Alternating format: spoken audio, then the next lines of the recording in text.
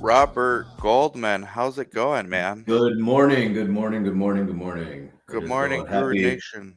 Happy Friday. Good morning, Guru Nation. Live, live, live. We got a special guest coming on, but we can just kind of preface the conversation. It's a good Friday morning for Guru Nation. I think people are going to like it.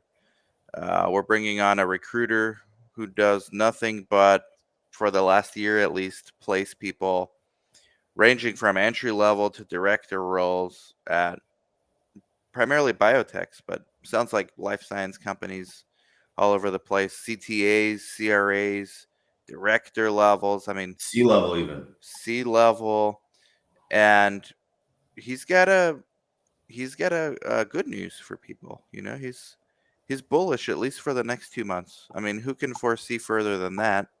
And when you're a recruiter, that's really what you're looking for and looking at. So, what do you want to say, Robert, before we bring on? We got a good sized crowd too before we bring on our guest, our special guest. Yeah, no, I wanted to get him on and just give Guru Nation a little bit of hope. If you guys are in the weeds looking for different types of opportunities, whether you're trying to break in the market, switch roles that you're currently in. We need some positivity, Dan. It's been a lot of negativity lately. A lot of people are out there just. We did some Guru Nation After Dark episodes, and we had some big turnouts, 50 plus on our first impromptu, and Yeah. people are just they're up at night worried. So listen, it's tough. It's gonna maybe stay tough, but I want it's great to hear it from people like From professionals. yeah, exactly. And so when Joey pops on, everybody will have a chance to connect with him and meet him and ask Well, questions. right now we're at 50. So we're just matched the nighttime because We it's did. Friday. Let's bring on Joey. It's 50 just on LinkedIn. I don't even know Facebook. What's up, Facebook? If you're on there, leave a message. Same with X, Twitter. But we got Joey Rodriguez right now. Joey, What's up, how's it guys? going? Thank you for joining us. Good morning, Joey. Good morning. It's going good. Going good. Just getting the day started. Do you Feeding believe dogs, feeding kids. Do you agree, just when as we start right now, do you agree with the premise of this banner, or should we change it? Career pathways, you will have options. Um, yeah, Eventually. I think so. Yeah. Obviously, whenever I speak to, people who are looking for roles, I'm pretty honest. So I don't try and like sugarcoat things. I don't try and make false promises. It's one thing I try to do that's maybe a little bit different. Um, so there's How about potential. this one? There's Network, potential. network, network. Who do you want to be introduced to? You're in the position, you're in the business of Yeah. putting people in touch with other people. Yeah, I focus within clinical operations and clinical development. So anywhere around phase one, phase two, phase three, phase four, for companies, whether you're a client needing to find some great candidates that I work with, or you're a candidate looking for roles. Um, Obviously, if you're just getting into clinical operations or you're a seasoned vet, uh, reach out. Love to connect, kind of give you my honest opinion of what I'm seeing on the market. The West Coast. I focus on the West Coast. My company is a global company, but I focus on the West Coast. But still, one of the main hubs in the world, the West Coast. So Okay. If you're somebody that needs job advice and you want some good news for once, Joey's on.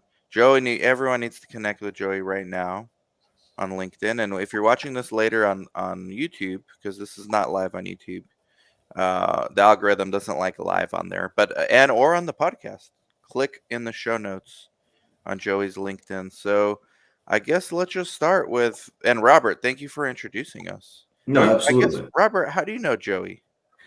I met Joey through a mutual friend of mine, who actually got me in the industry nearly 15 years ago. So, just keeping my ear to the ground and just, the pulse on it. And it was timely given Guru Nation After Dark pods Hmm. that we did. I just wanted, your audience, Dan, to hear it, from somebody other than who we typically talk to, just somebody else. Russell, by the way, he's the one who introduced us. So I Yep. should text him yesterday, let him know I was going to be on. So I don't Yep. know if he's listening, but if he is, what's up, Russell? Yep. Big shout out to him for sure. So Who's yeah, I Russell? mean, Who's Russell? you haven't met him yet, Oh, okay. actually, but I'll introduce you to him when we have another topic to chat about. But yeah, Joey's a great guy, and one thing when I talked to Joey, just like he was, him and I were chatting, I just appreciated his candor, Dan. Not you know how I feel about recruiters, typically, right? Yes. Robert doesn't like recruiters generally. Right. So you must have We have a done stigma. something. We have a stigma. Yeah, very much so, actually. But there's ones that, just like any profession, do their job well. They're the elites, and then there's kind of everyone else, and then there's the ones that take shortcuts. And I mean, you can find that in any role, any vertical. So thank you, Joey, for being a great one, an elite one, according to Robert. And let's get right into it. Like, the market has a huge question mark around it, depending on what stakeholder you're looking at. Sites, I work at the site level, so that's kind of what I see. We're doing well, but biotechs, CROs, pharma, like they're having a hiring freeze, kind of, or what are you seeing? Well, we can kind of structure this kind of on 3 different levels. Kind of go over one, supply and demand of candidates, and we kind of touch base on the VC funding, and then kind of how companies are trying to get back to maybe prior to COVID settings. Obviously, supply and demand of candidates this over the last year and a half, 2 years, totally reversed than it was in 2021, 2022. There are a lot out there, so it's crazy, with the amount of less jobs that are available. Not that there aren't jobs, it's just less. There's you post companies. I mean, you guys probably have seen this. Company post a role. If it's remote, you're getting 200 plus submissions Everyone wants remote. in 20 minutes, right? The on-site ones, you'll still get 100, which is crazy that you're getting 100 applicants within a couple of days on an on-site position.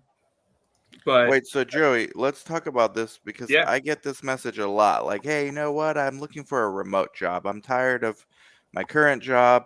I want a remote job. What you're saying is this is the worst time to do this right now.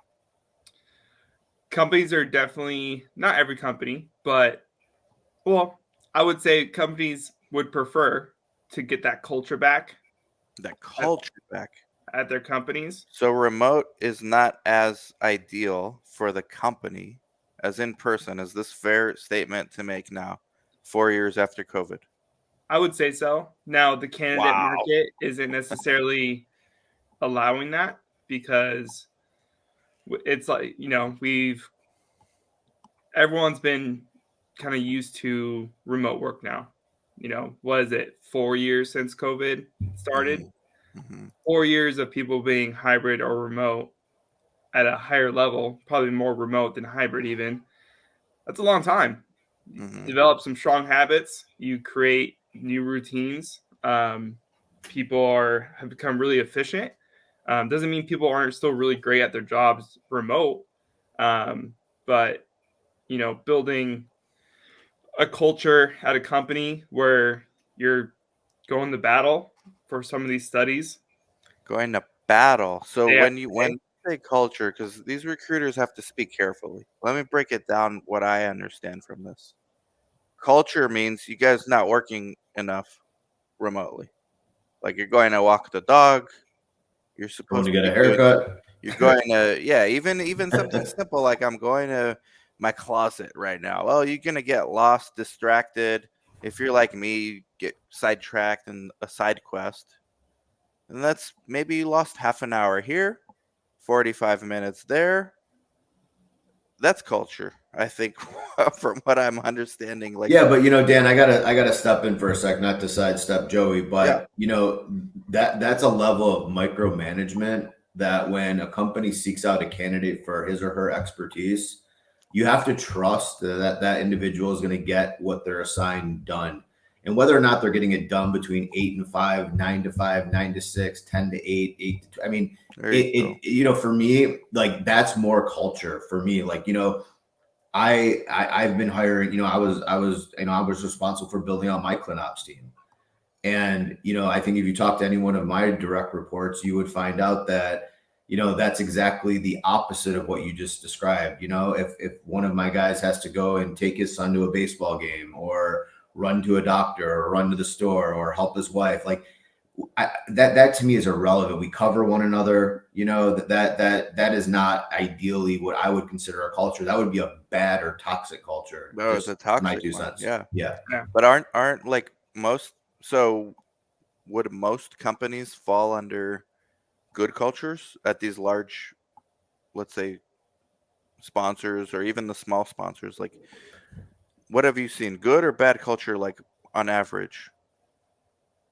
I would say good. I mean, I know speaking with candidates, very very rarely do I get feedback like, "Oh, I hated working there, hated the Okay. team."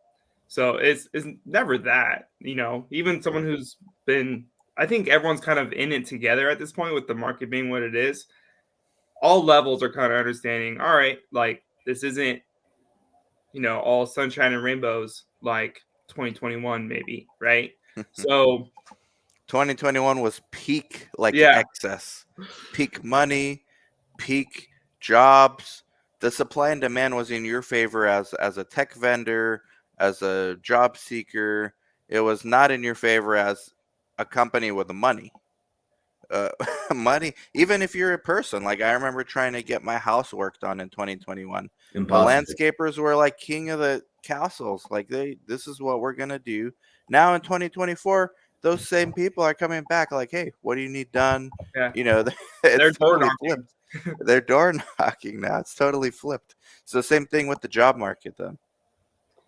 Yeah. I mean, just speaking with people, I think even Biospace did a survey on like the state of people's relationships and their feeling about their coworkers. Like it was very positive, like towards each other. But again, I think that's because when you're going through hard times, it typically, when everyone's going through the same hard time, it unifies you.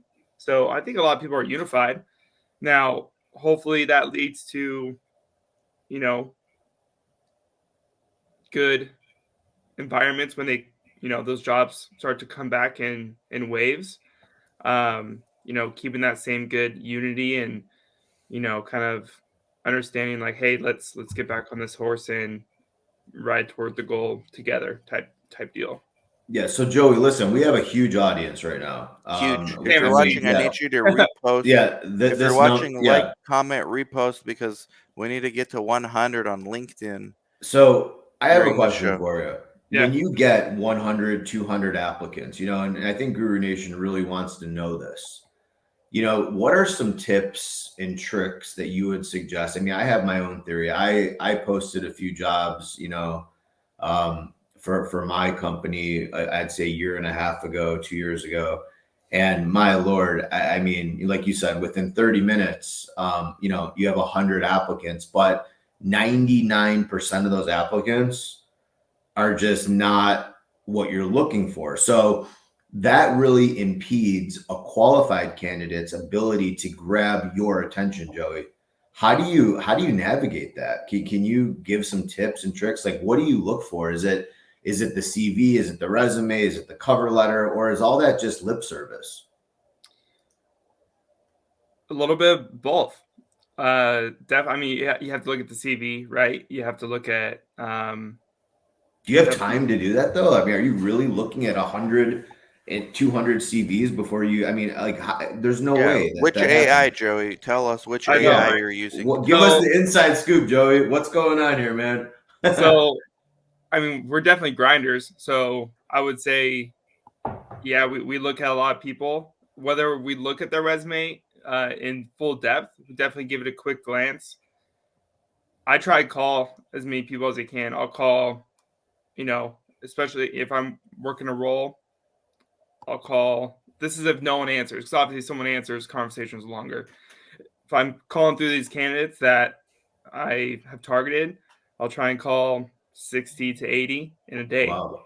Who are you So calling? Like, give me like the last one you placed without yeah, so that naming was names. a senior CTM role. So I Senior was CTM. All right. so I was calling people who, one, obviously they have to have senior CTM experience. Yeah. Even maybe an associate director who's in consulting now, so maybe they're willing to dabble in senior CTM, because on the I focus on contract. So Contract. A lot of people the do want hire. that. Do want that. So contractors, clients want those contractors to come in and hit the ground running. So typically they want someone who's experienced, doesn't need a long runway to get up and running. Well, So Robert, let's do this real quick. yeah. Robert used to be a CTM. He's a director now, but role play a little. Pretend like you're calling Robert and Robert answers. Let's just go like 3 minutes, see how this goes. Hey Robert, how's it going? Good, Joey. How you doing today? What can I do Doing, for you? doing good. Doing good. One of my clients has a potential opportunity that I think would line up really good with your skill set. I saw you had your open to work banner on, so I just want to connect if you had some time. All right. Yeah. Joey, what's the role? What's the role again? You said senior CTM. Yeah, it's a senior CTM level. Now it's a contract, potentially contract to hire. So title could be, just clinical operations consultant. So if you're worried about, dropping down, obviously I see your head of ClinOps. So if you're worried about that weird title change on your resume, obviously being a consultant kind of gives a little bit more leeway moving forward, so you don't have to worry about an odd jump down in title. That's a huge point for me, Joey. I appreciate that. I obviously don't want to represent backtracking in my career. I'd love to hear more, but let me ask you the $1 million question. I think that I'm very curious on. As a contractor, do you get benefits by chance? Like, do I get health insurance? Yeah, so not all contract companies or companies that offer contract roles offer benefits. We do offer benefits for all of our employees, or all of our contractors, ambassadors, as we like to call them, because we like to take care of them as they're on the length of the contract. But yeah, you get all the same benefits I do if you need them, right? Some situations are different. Maybe a spouse Sure. has benefits, but you would essentially get all the same benefits I would. So Joey, so it sounds to me like it's a W-2 or a 1099 pathway. Is that right? Is that Yes, we fair? do W-2 or corp to corp. Okay. All right. Yeah. Well, that's pretty cool.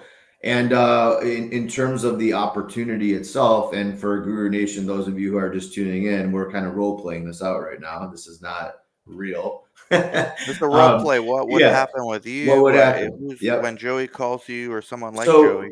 Joey, tell me a little bit about, obviously my LinkedIn profile is up to date. I don't want to waste your time. We've obviously connected. Um, Tell me a little bit about the culture, size of the company, and what's the rate? I like to get that right out of the gate.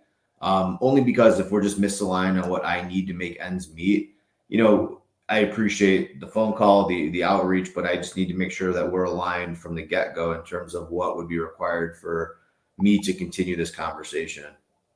No, absolutely, and I respect the honesty. That's all I want. Thank you. Yeah. Company size, they're a smaller startup company, around 100 employees head count right now, but they have a good little runway here, and they're looking to expand their ClinOps team. They're entering first in human, so just looking for someone experienced who come in, hit the ground running. In terms of kind of the consulting rates, they have a range in place right now that isn't confirmed. I have a call with them later today. In terms of what sort of rate you're targeting, I say minimum not because I'm going to shoot for the minimum. Obviously, mutually beneficial for us to get you as much as possible.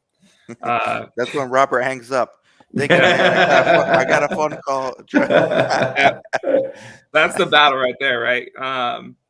Because obviously, I'm working with both the client and the candidate. So So like, you can't really say, or are you able to? I can't. No, so California legally I have to, especially if it's a California company. I see. So, and obviously I'll just throw a random range out there. The range is, this senior project manager, senior trial manager type of role is between 125 and 145 per hour on an hourly basis, and it's a 12-month contract. Looking like as long as the study goes well, it would be See. extended, and then Is that eventually. CTM role? Like, is that a realistic range for CTM right now? Yeah, for obviously it can range because it depends on what they're going in to do. If they're, leading multiple studies and it's a smaller ClinOps team, might be a little higher. If So they're smaller is higher, right? Usually. usually, yeah, because you have more responsibilities, right? You're wearing multiple hats. That's why I say like sometimes I target associate director level people or former directors who are in consulting now, and they just like to There's a lot. There's a lot. That they like is. to get There's a their hands lot. dirty. Yeah. There's a lot of that. What about CRA? If we can just go through really quick, like right now in March. Happy March, by the way. Crazy. 2024. The rates, just the range, for like CRA. Yeah, so I would say I just did one that started in January. For a larger company though. Okay. I want to say between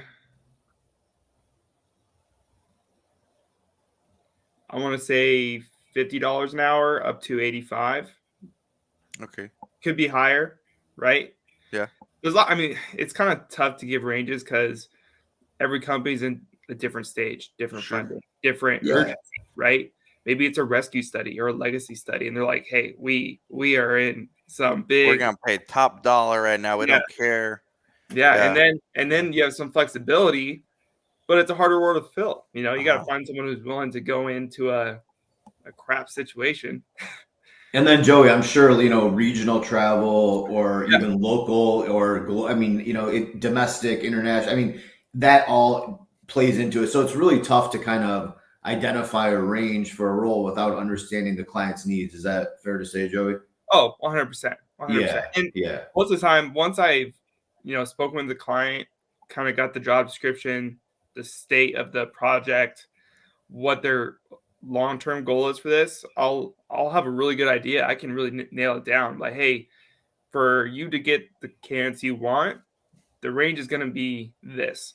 I know this for a fact. Spoken with people last week who have told me they have this exact skill set. This is going to be the range. Now, will the client agree with me? Sometimes, but sometimes they have a set budget, and I'll say, hey, no worries. I'm going to send you people within your budget, but I'm also going to send you a couple of people who I know match every requirement, but their pay is a little bit higher. And I'll let you decide, all right, well, that person is great. Let's go ahead and bump it up, $10 or whatever it is. If you are watching right now, we need you to repost. This is a Friday morning. Get your hustle on. Somebody you know wants to watch this. Repost it right now on LinkedIn or Twitter or Facebook if you're watching.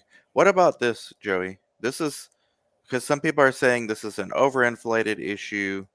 I've heard this, like, I mean, I've seen this. I haven't just heard. I've seen this multiple times. You'll be blocked a little bit, Joey, but hold on. Thanks for doing the session. I've seen a lot of posts on LinkedIn from recruiters complaining about fake CRAs. I'm assuming they lie on their resume to get the position. My question is, how do you identify them when you are hiring for a role? Joey, what's your take on this? So, Overinflated, or it's a legitimate concern? I mean, obviously, negativity gets overplayed. So there's always some, overplay on this. There's definitely fake candidates out there, definitely fake resumes. Now, I'll probably get pushback. People probably won't want to hear this. you got to check references. Ah, And you got to check not just the ones that they give you that are, they're firing out quick. You got to just be honest, but hey, I need a reference from this company because that company has the most relevant. And then you got to verify that person is a real reference by one, talking to them, doing your research. Can't just call these blank names without doing your research on references. Now, obviously, not everyone does that. So that's when you get in trouble. You get these references. Maybe you just send them an email. Hey, can you give a reference over email? They send a reference. Great. Person shows up. They do great. We've had this, or not me personally. I know people who've had this happen. Person goes on as a contractor. They're doing great. They want to bring them on full time. So they run a more in-depth background check to find out that person's not exactly who they say they were, or haven't worked at certain places that they say they did, and now they have to fire that person.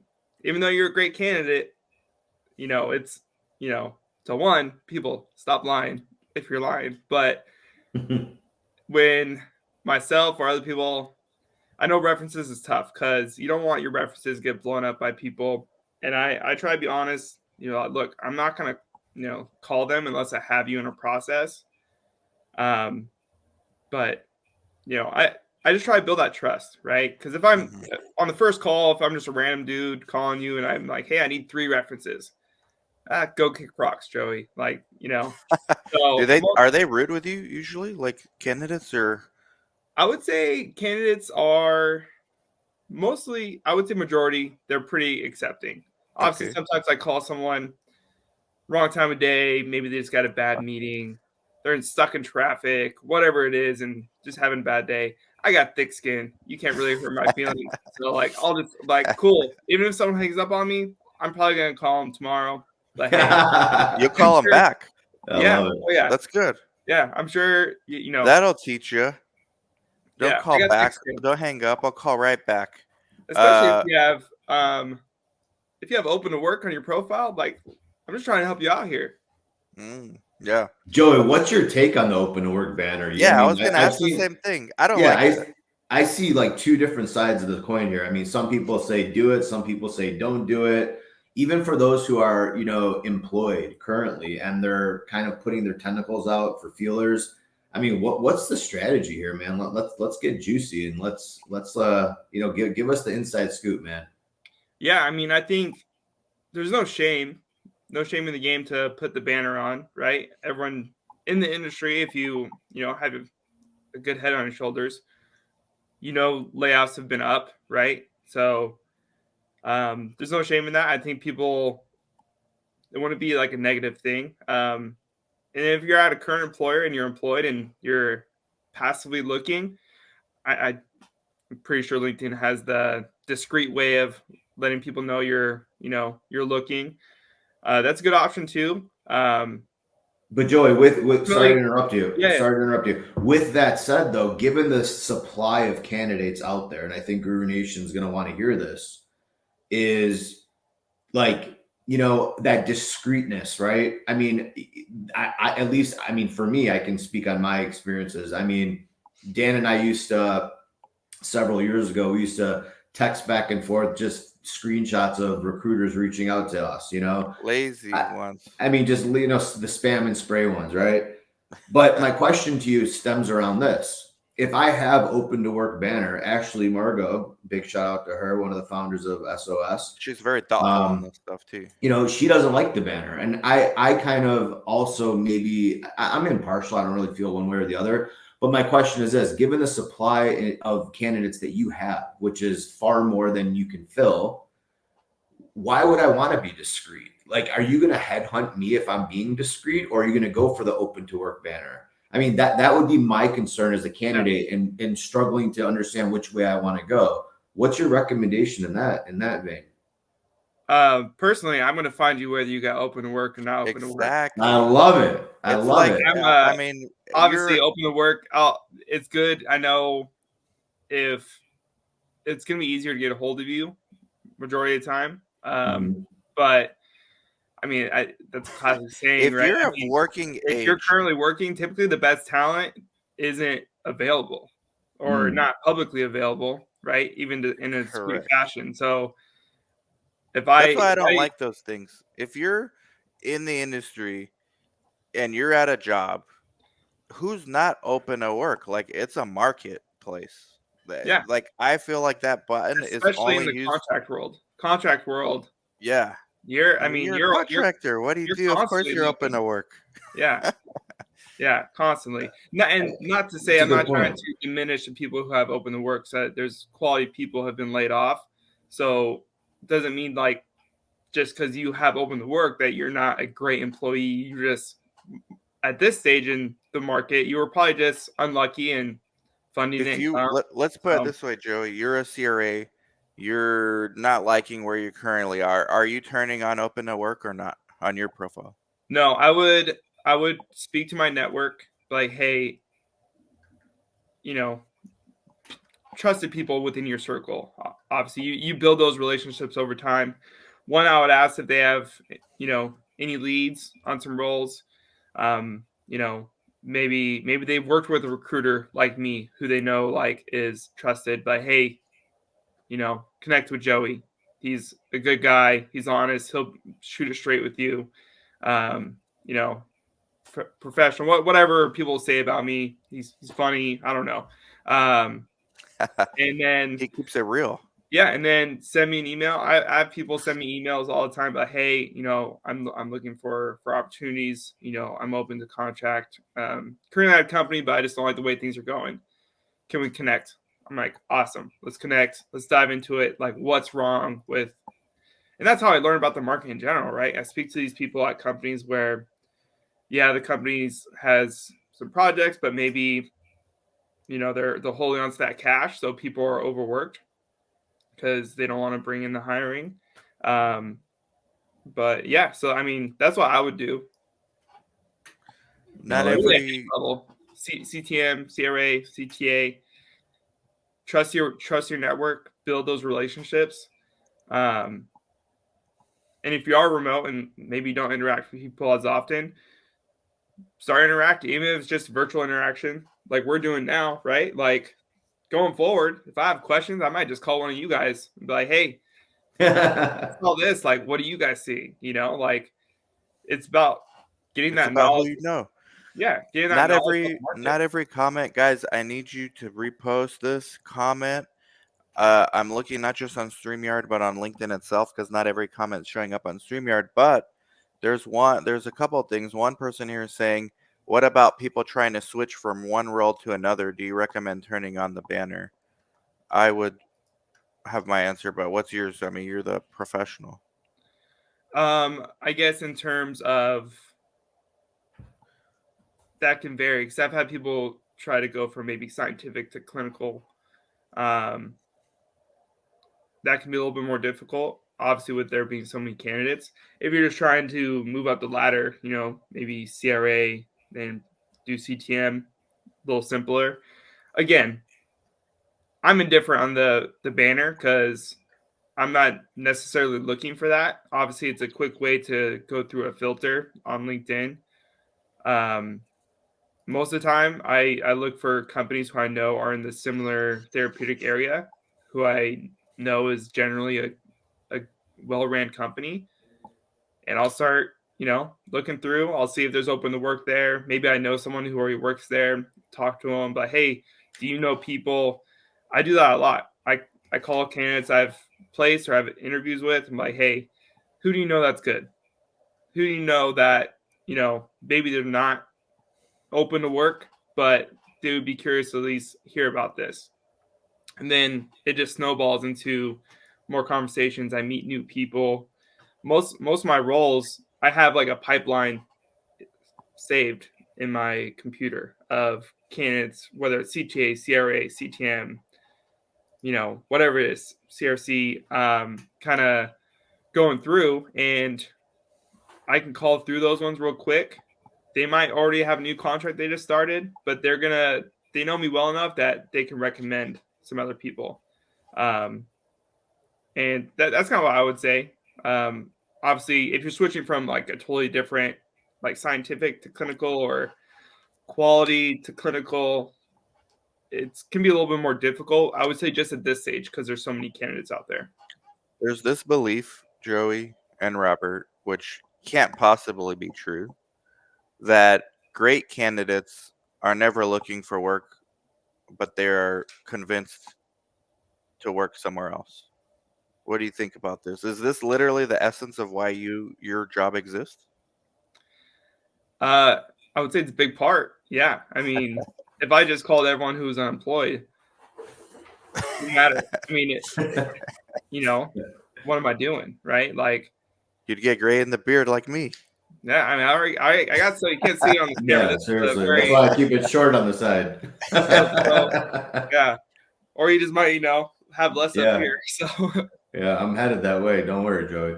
So that's the whole thing about that open to work. I mean, I'm actually like, I know you're neutral, and people should probably listen to you more than me on this, but I don't like it. Like, even as I'm not hiring, but I don't like when I see that. It shows desperation, in my opinion. And I know that's not the intention, but that's what it shows to me. Just if I have like a second to make a decision or a judgment, we're all humans.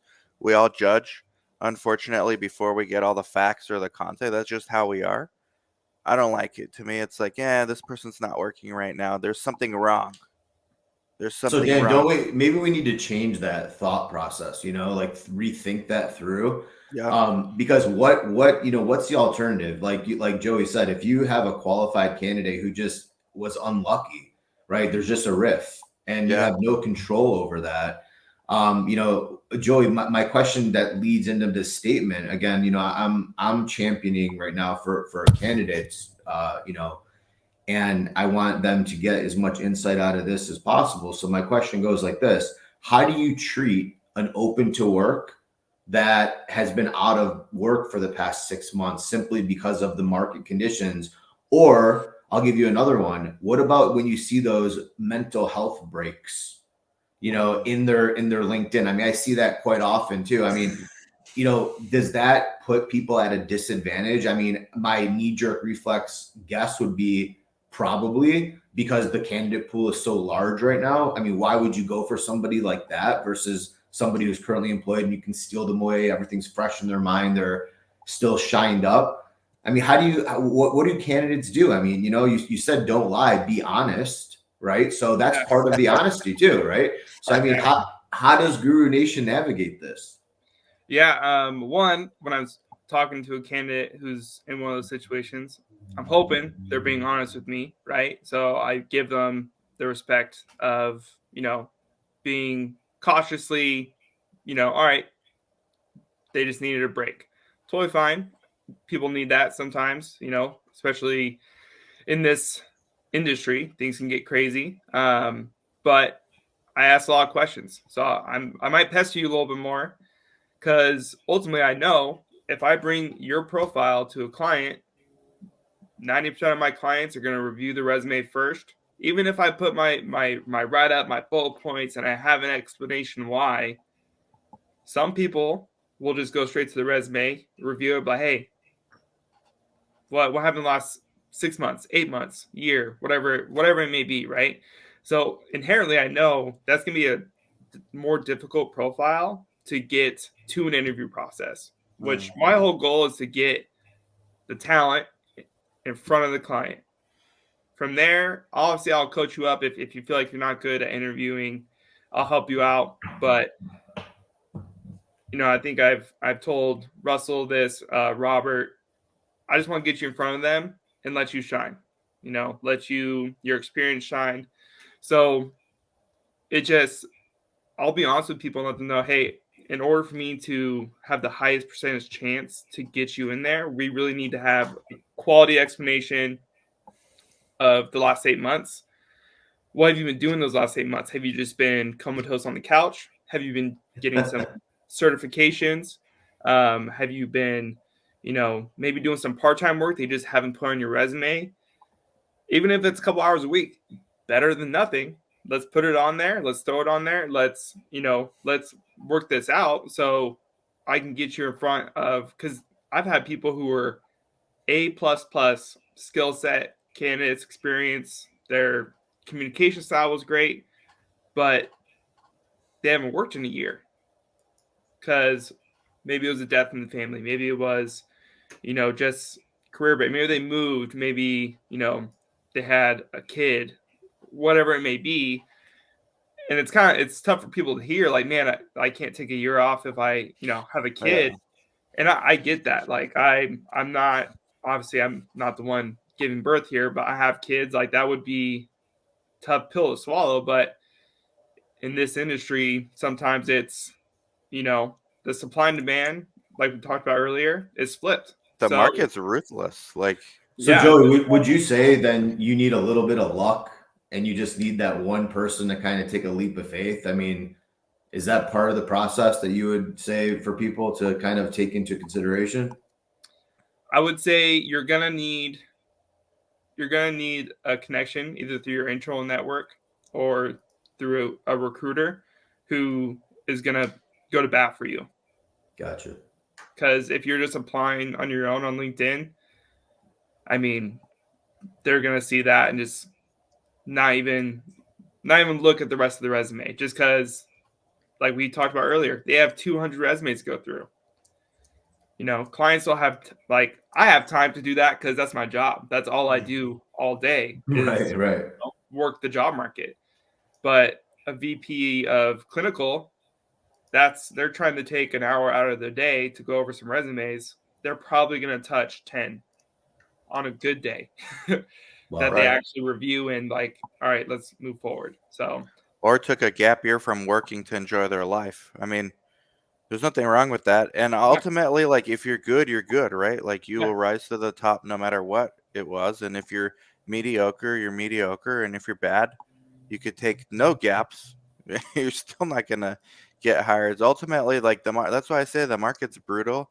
The market doesn't care. I know people have ideals. Hey, I needed some mental health time off. That's fine. You can do that. At the end of the day, the market doesn't really care. The market doesn't care about people's mental health. That's just the truth. Now, individual companies might. They say, hey, that's okay. Some recruiters might be understanding, but the market itself gonna move on with or without you or your mental health. most of the time I'll know just based on my client. I know some clients who I've talked to, they don't mind. They're like, yeah, send them over. Other clients like, no, don't say, I won't look at it. And I'll let them know, like, hey, I think you're a great fit, but I know this client, they're not even gonna take a second look once they see, you've been inactive for See, 6 months. and that right there is Dan, Joey, that right there is culture. That's culture. That tells you a whole lot of what you need to know about a company before you're even walking in the door. Because if you find yourself in a situation where you need to take medical leave or you need to take a pause, look how they're going to look at you. So that's why you have to connect with somebody like Joey, who is honest, tells you like it is. It may not be what you want to hear, but honest, you got to hear it so that you can understand how to navigate this space and make a decision. Do you want to take a year off to enjoy your life? Do you want to have this mental health break? Do you want to, some things that happen, Joey, I think you would agree, are out of some candidates' control entirely. And then you need somebody strong like yourself, like you said, to your point, who's going to go to bat for you. Yeah. Right. So, I mean, I don't think there's a perfect answer, but I think it speaks volumes for companies who would take a look at the candidate we just described versus the ones who wouldn't. And to me, that's culture. Yeah. And like I said, the market doesn't care. Guess what? The market also doesn't care about the employers when they don't consider the quality of life of their employees. Like, okay, you treat your employees like shit, they're gonna end up going somewhere else when the tide changes, and your retention rate's gonna suck. They're gonna that person's gonna get a phone call from me, and they're gonna be working somewhere else. But it works both ways. Like, ultimately, it's fair, right? Like, it sucks that some are like this and others are better, but ultimately, the market finds a way to correct it. And that's not to say that it's a smooth trip the whole time for a candidate. Here's Karma. Shout out to Karma. We met briefly at SOS. You spotted her in the vlog at 1949, I believe. Karma, asking how many CRA positions have you filled in the past 6 months? CRA 1, entry level. Oh, CRA 1, sorry. That's a big distinguisher. Could you try again? That is important. In the last 6 months, I haven't done any CRA ones. I've had a couple of senior CRA ones that I've had to do. Again, on the contract side. So I know we have a direct hire team as well. So I know they've had some, CRA one placements. I can give you the number, but on the contract side, the last 6 months at least, no CRA one roles. Is it difficult, Joey, for right now for a CRA 1, for an entry level CRA, maybe moving from a CTA role into that, from an in-house role to a traveling role? Do you think it's, I mean, what's your recommendation for those folks? Do your research on companies and their pipeline and the actual need. Some companies don't take down their postings, so you're applying to a role that's not even live. That's a big point. But it's not. I don't even want to say like I haven't worked those because there haven't been roles. Just my clients haven't needed to utilize my services for their openings. They've been able to successfully find their candidates through their internal process, through their in-house. And again, that's part to, there's a lot of candidates out there. So maybe they have a good system to sift through those resumes. But also, the CRA one, that's, you have a little bit more leeway on experience that you can target as a client or myself. There's just less things you need to have, less holes on the belt, right? So that's how I'd explain that. Gotcha. This is a good one. The audience is all-time high. We almost hit 100. We can still get there. Everyone repost, share with a friend. We're supposed to end at the top of the hour, but I don't know if you guys want to go a little more. I have a site selection visit later, but it's up to you guys. Do you guys have a little more time to riff, go through some of these questions, or? Yeah, I could probably go to like 7:15. Okay. And then Joey's got to start calling again, man. Joey, he's got 80 calls to make today. Okay. There's some good ones though. It would be best to reword, and some people even getting into it on the comments. I like it. It would be best to reword gaps in time by stating that what we've accomplished. Maybe we took some courses for self-improvement. Did we volunteer or perform services? There are some ways to word it so the gap doesn't sound bad. Then someone else said, no, that's the point. You are taking a break. It's none of their business what you did during that time. You shouldn't have to quantify it. What should one do? I'm confused now. I mean, to each their own, right? I mean, that right there. If you took a break to just totally do a reset, totally fine. What I'll tell you is like, all right, when they ask me what have they been doing for the last 8 months, because maybe it's a rescue study, right? So you're going in the fire. Will they be able to go in and, go from doing nothing to jumping right in the fire, like at a snap of a finger? I'll tell you this, the client's going to think probably not. That's a big switch. They would rather have someone who's been grinding and, isn't going to get scared off, isn't going to leave after 2 months. Not saying that person would, maybe I'm wrong. Maybe having that break allows you to have more energy to attack those more intense studies. I just tell people what I think the clients are going to view, because obviously, like we mentioned, my goal is to get you in front of the client. So I have to be able to go to bat for you, and I will. If it's a break just to totally reset, but you got the skills and the enthusiasm from our conversations, I'll go to bat with you. I'll tell the client, hey, I know you typically don't, want someone who's been, inactive for 6 months or more, but this person's A+. Just speak with them. Mm-hmm. if it doesn't work out, it doesn't work out. But I really think you need to speak with this person. And And do you they know, typically listen to you, Joey? I'm sorry. Do they typically listen to you when you go at it like that? Like, please speak to this person, or Yeah, do they pull back? Okay, good.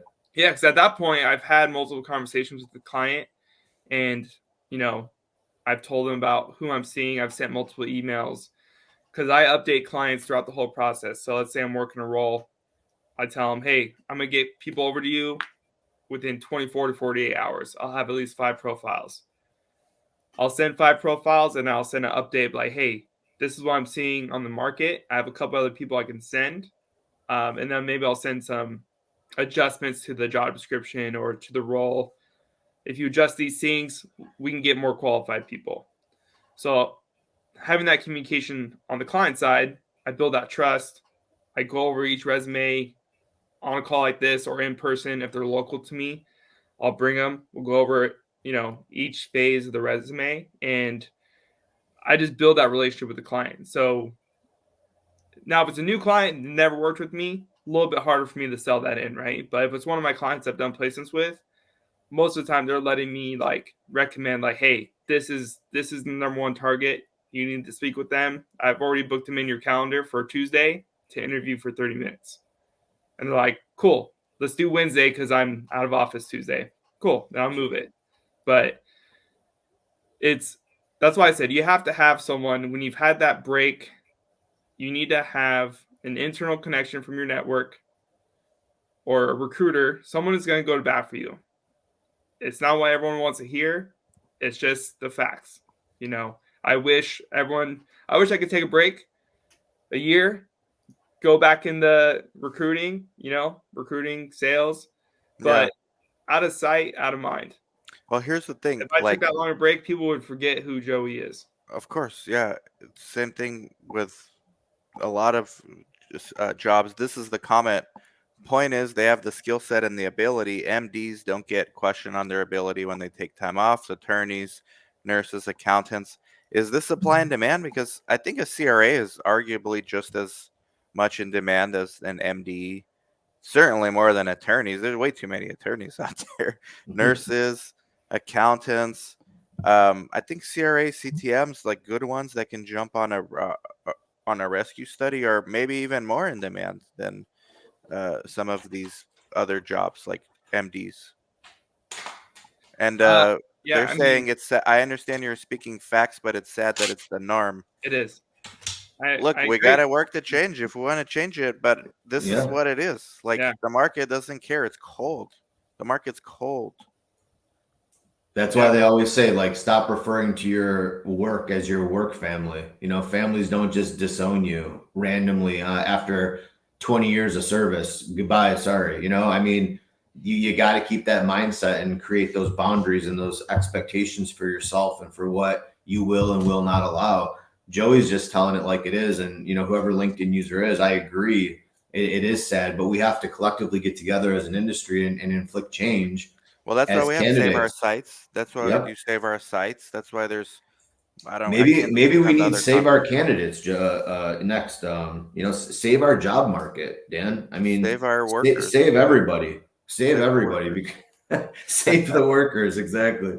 I mean, it's brutal out there, and I mean, and that's the whole point of why I wanted to get Joey on, because I immediately saw when I connected with him that he tells you like it is. He's not going to sugarcoat it, like he said to his point at the top of the hour. Mhm.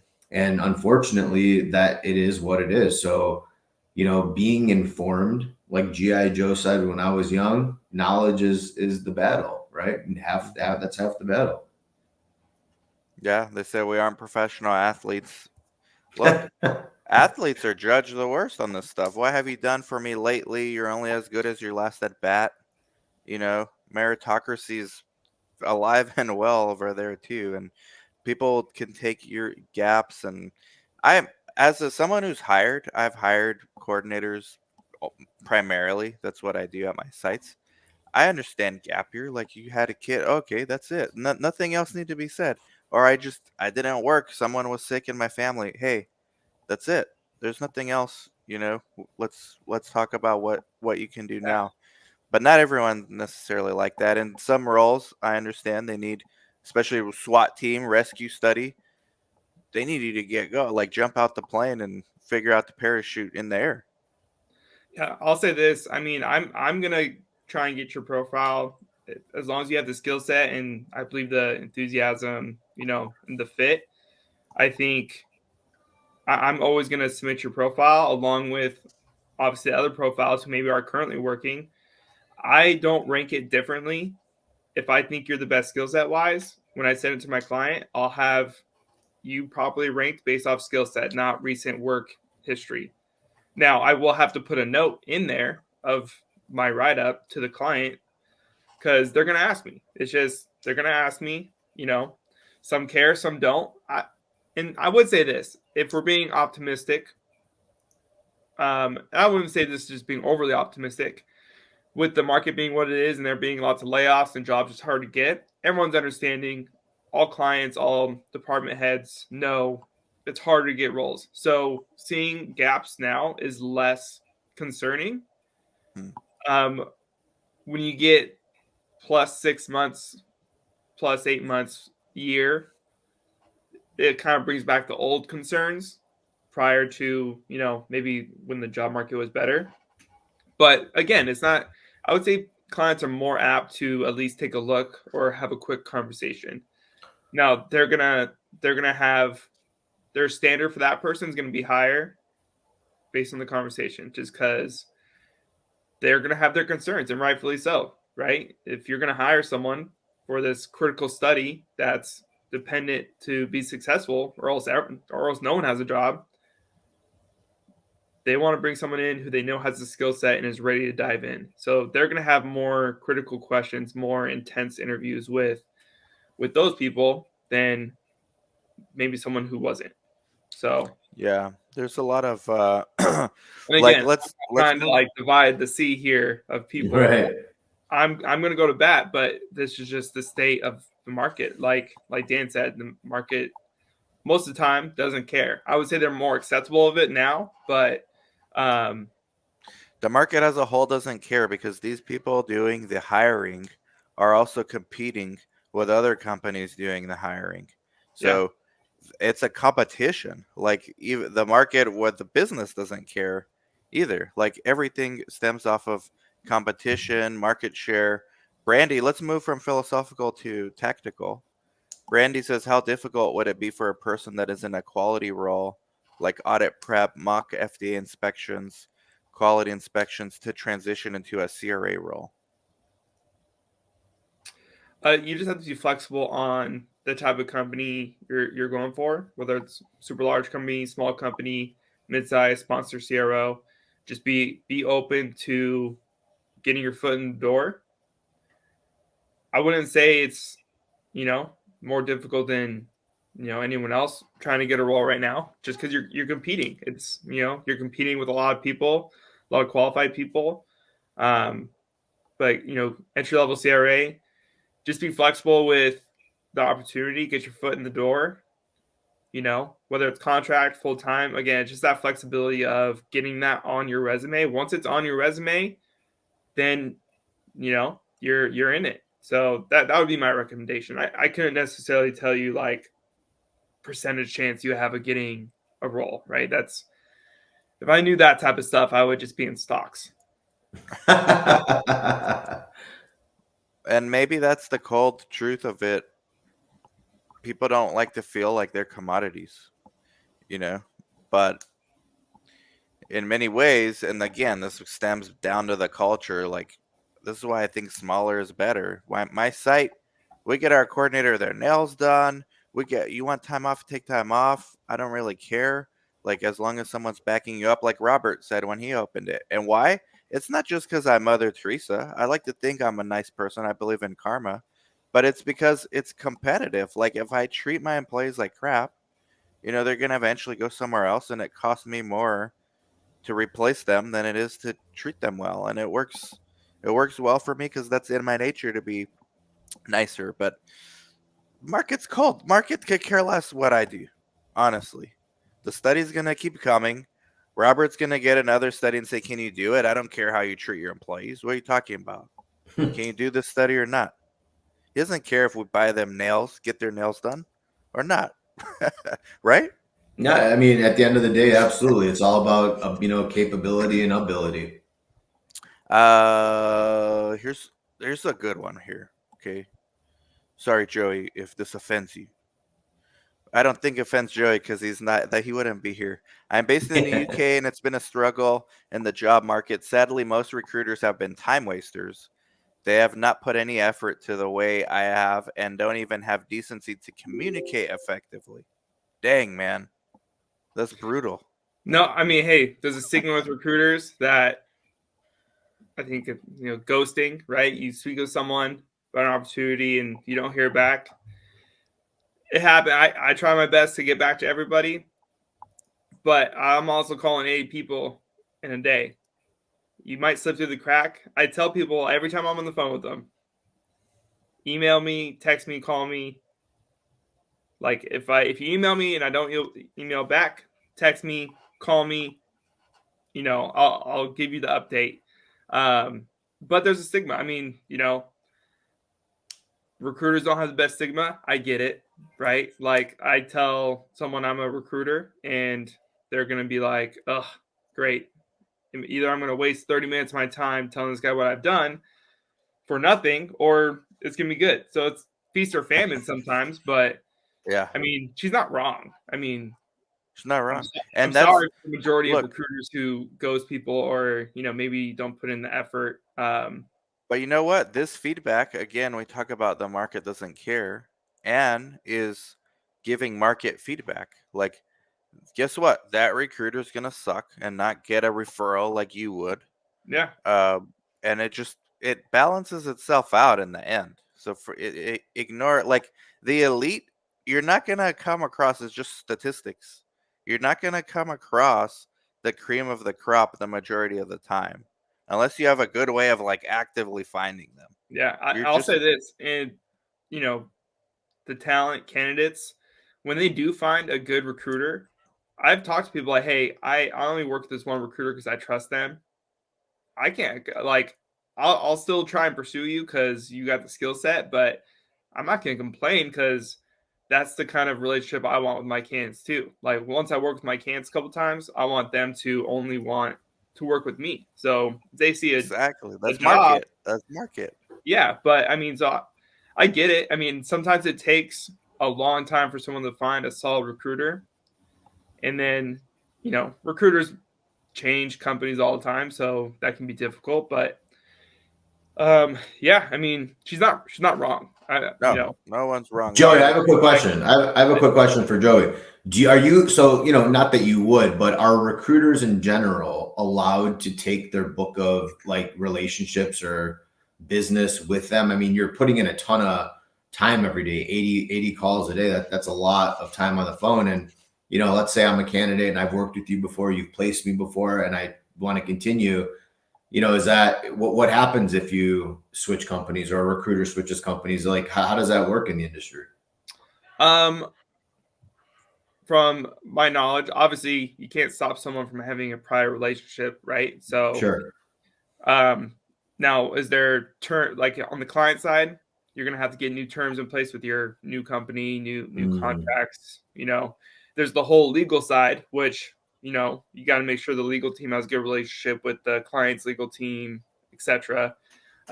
Process. But most of the time when you build those relationships, you take those with you forever, right? Even if you're not a recruiter anymore, maybe you just want to go be an internal TA for a pharma company, and you're going to take those relationships with you.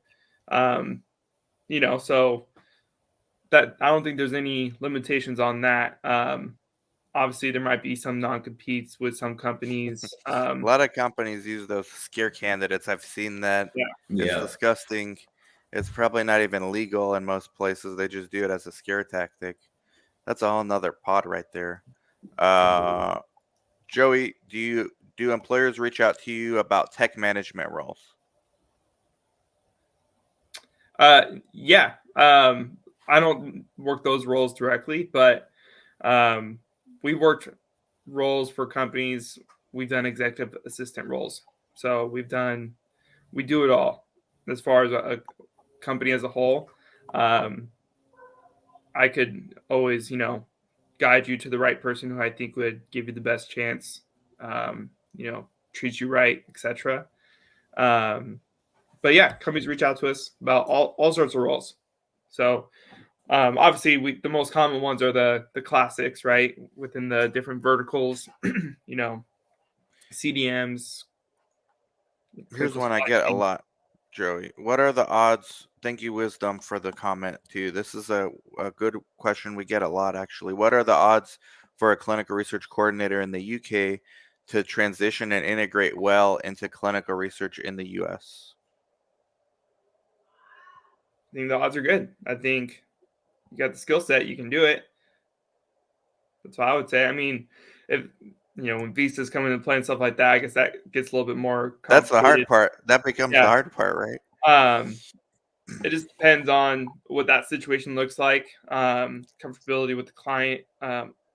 Skill set wise, no issues, right? I don't think so. If you can do the job, if you're already moved out here and you're from the UK and you live in the US now, and a little bit easier. If you're trying to stay in the UK and travel back and forth to the US, it's gonna be a little harder. I don't think someone's gonna want to pay that travel cost. What if you live there and you're trying to move? Should you move first and then look for a job, or look for a I job mean, while moving? America's the best in my opinion. So I mean, come on over. But yeah, I mean, I don't know. I don't know if Regs differ, I could but the actually speak fundamental on are that. BPN says regulations differ, but the fundamentals are the same. I mean, GCP is not that different anywhere in the world, and that's at the end of the day what it is. Following protocols. Yeah, you might have different, like 21 CFR Part 11. It's the same concept. This is not like difficult to be to transition out of. Like in Europe, they are stricter on certain things, but the concepts are the same. If you're a CRC in UK, you know how to be a CRC in the US and anywhere else in the world. Couple last ones. Thank you guys for sticking around. Dan, are we allowed to have an opinion at your site? It seems like you got a good thing going. Yes, the smaller the better. Look, I depend on my employees to give me opinions. Like, is this working? Are you overwhelmed? You have no idea how many times I ask them in a month, each one-on-one, are you overwhelmed, or can we have more visits? And they know I'm asking, not because I'm grading them on what their answer. I'm asking because I need to know, do I need to hire someone else or not? Surprisingly, all year they've been saying, no, we're not overwhelmed. So even when I think they are. So yeah, their opinion matters. Tech. I mean, of course, we're a small I asked team. We can't. I asked my contractors similar things, and then because I obviously through the length of the contract, I'm speaking with my candidate twice a month or more, and then I'm also speaking with the client, making sure things are good on their end. Sometimes that client candidate relationship can't always be super honest. I can be the middle person who can be honest, but hey, they can do more site visits. They can do more of this. They're over. They feel like they're kind of capped out in this section, and I let the client know, or the client can tell me, hey, we need them to do a little bit more. So, Well, hey,